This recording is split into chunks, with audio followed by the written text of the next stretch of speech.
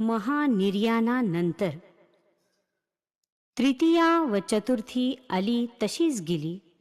अन्न पाणी वर्ज करून तुकाराम महाराजांचे 14 भक्त तसेच बसून राहिले होते.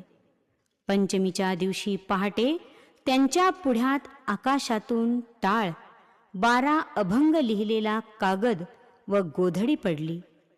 ती त्यांनी ओळखली आणि त्यांची खात्री झाली की तुकाराम महाराज इहलोक सोडून वैकुंठात गेले.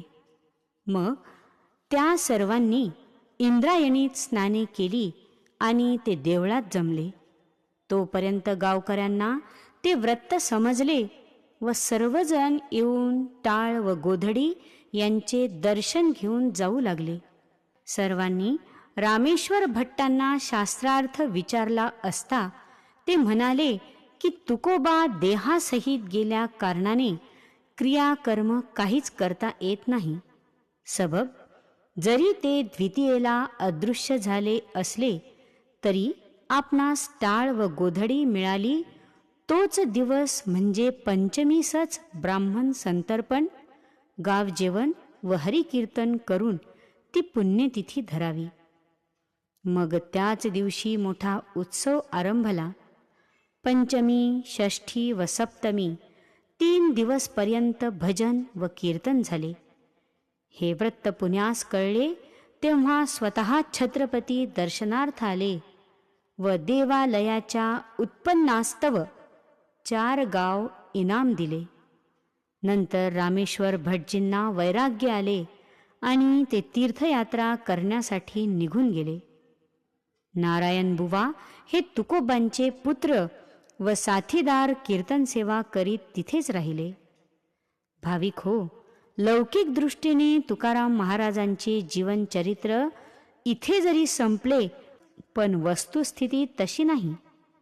महाप्रयाणानंतरही त्यांच्या लीला घडतच आहेत. त्यातील काही निवडक लीला आपण पाहू. एक कानडी वाणी सुदुंबरे गावी राहत असे. तो तुकाराम महाराजांचा टाळकरी भक्त होता. त्याला गबाशेठ सुदुंबरेकर या नावाने लोक ओळखत असत.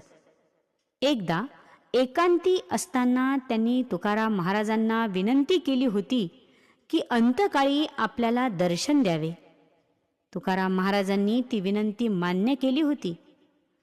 तुकोबांच्या निर्याणानंतर काही काळाने गबाशेठ आजारी पडले.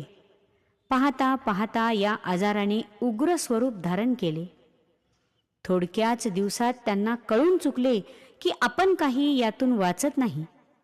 तेव्हा त्यांनी देहूस निरोप पाठविला.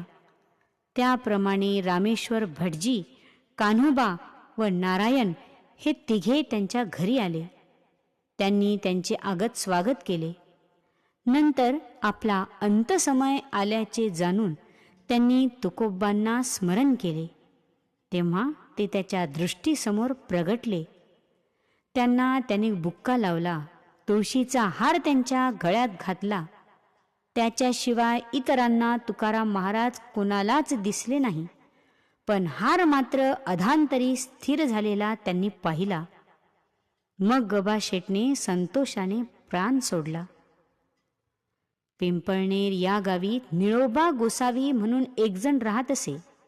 तुकाराम महाराजांनी आपणावर कृपा करावी असा ध्यास धरला होता.